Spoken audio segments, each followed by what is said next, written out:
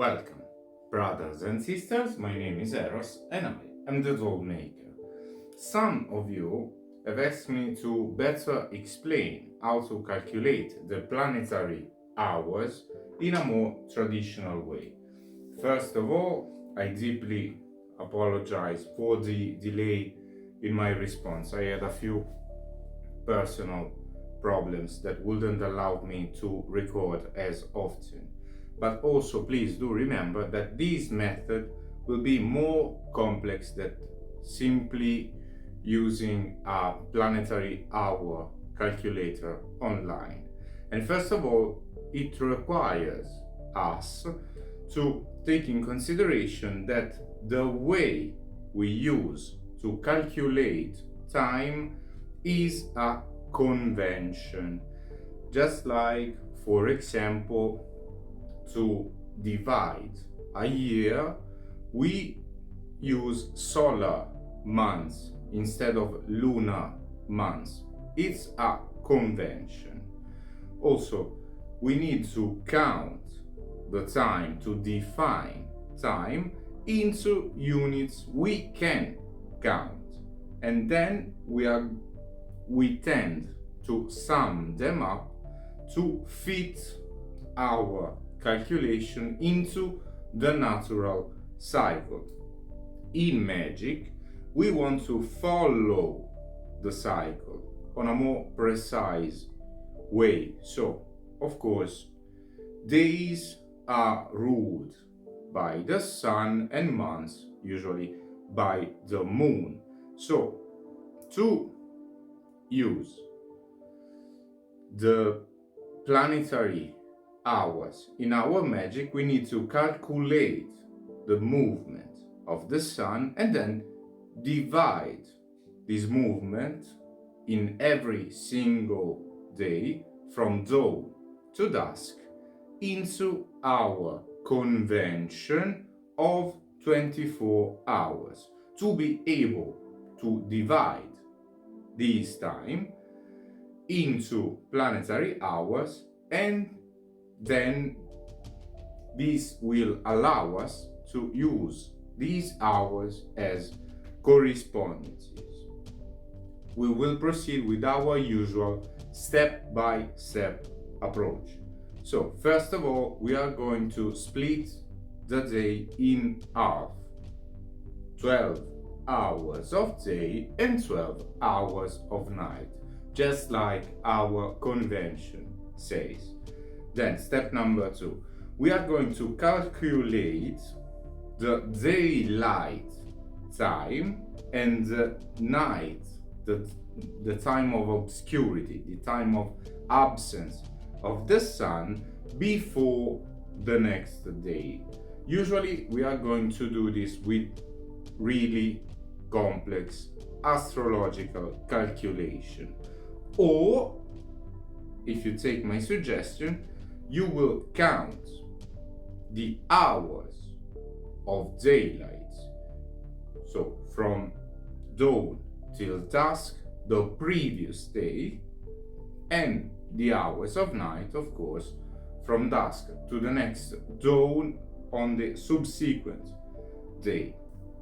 Once you got a general measuring of those timings, daylight and nighttime, you are going to divide all of the time of daylight by 12 to obtain the length of every planetary hour. And the same will be true for the hours of night.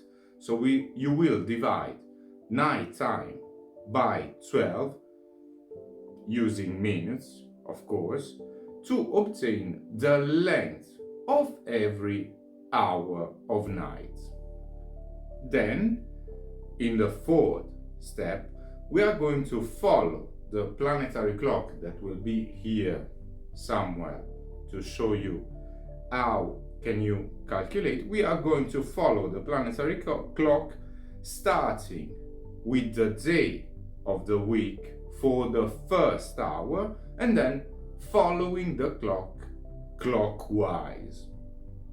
Let's do an example to make this even clearer, because I completely understand it's a quite complex method. Example number 1. We want to cast a spell into a Sunday in the summer.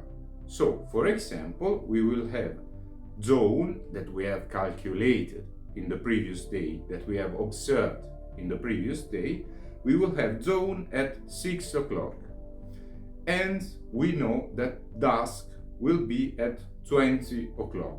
So, we will say that the next dawn will be more or less at 6 o'clock again.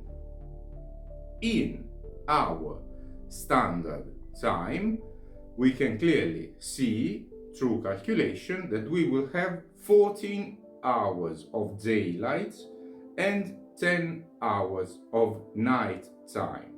Then we are going to do a conversion into planetary time that respects better the solar cycle. So we are going to convert into minutes those hours of daylight and nighttime. And we will obtain, if I am not mistaken, 840 minutes of daylight and 600 minutes of nighttime. Then we are going to convert these minutes into countable units of time. So again, into hours, dividing by 12 the hours of daylight. And we will obtain that the result that any planetary hour during the day in this example will be 70 minutes long. And the same works for the night. So we are going to take all the minutes of nighttime and divide them by 12. And we will obtain the results that every planetary hour of during the night will be of 50 minutes. Then we start to count with our planetary clock that we've seen before. So let's presume in this example that we are starting in Sunday. We can clearly see in the graphics that will be on screen that we will start with the sun for 70 minutes. Then, proceeding clockwise, we will proceed with Venus for another hour of planetary hour of 70 minutes. And this will go on for 12 hours of light in our calculation of the planetary hours. Then we will start counting from dusk till the next dawn the hours of nighttime, of planetary nighttime, that will be of 50 minutes. In this example, continuing with the clock. So we will start with 50 minutes of the planetary hour of Jupiter, 50 minutes of the planetary hour of Mars, and so on, etc., until the next dawn. Of course, in this example, in this method, we are counting in a very ancient way, if you want, by hand, our timings. So, if you want to be extremely precise, you need to do complex astronomical calculation, or use the internet if you want to make things easier for you and still be extremely precise. If you are counting by observation, I suggest that you, when you have determined the hour counting from the previous day, you are going to wait before starting your operation 3 to 5 minutes to be completely sure that you are in the correct planetary hour. Let's do another example to try at least to be even more clear. Let's presume that we want to cast in a Monday during the winter. We have observed in the previous day that dawn will be at 7:30 and that dusk will come at 16:30. And the next dawn, the day coming after, will have his dawn more or less at 7:30 again. So we can calculate that we will have a standard time of 9 hours of daylight and 15 hours of night time. So we are then going to proceed to a conversion into planetary time following the solar cycle, and we will convert into minutes, calculating that we will have 540 minutes of daylight and 900 minutes of nighttime. Then we are going back again to calculate those minutes into countable units of time, into planetary hours in this case. So we are going to divide the minutes we have calculated of daylight we are going to divide them by 12, obtaining the results that we will have every one of the 12 hours of daylight during 45 minutes, if I am not mistaken. Then we will do the same thing with the hours of nighttime, clearly calculating that we will have planetary hours of 75 minutes. Then we start again to count with our planetary clock.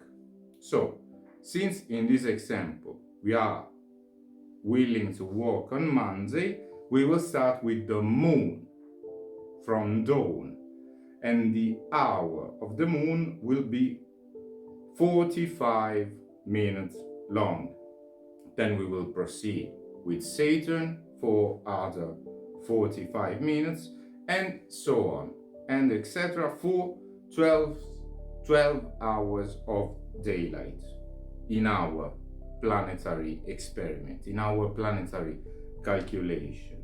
Then we will start counting from dusk the night hours with a 75 minutes of length span.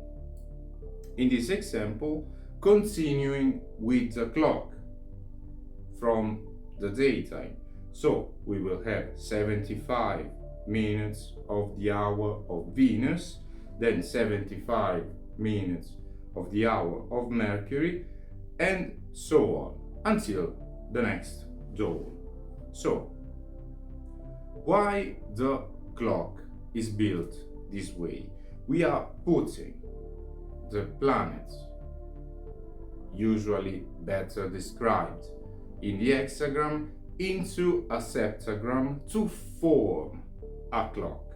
So you will be able to see if the graphics that I managed to put in this video will be right, that there will be a clear consequence into the septagram to best represent the consecution of the day of the week.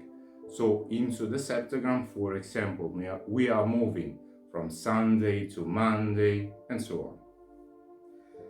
And also because we need this clock to define something that acts in a greater, bigger way into a clock, something that we can define, something that we can derive our lecture of time from to use correspondences during a single day for every planet into our magic.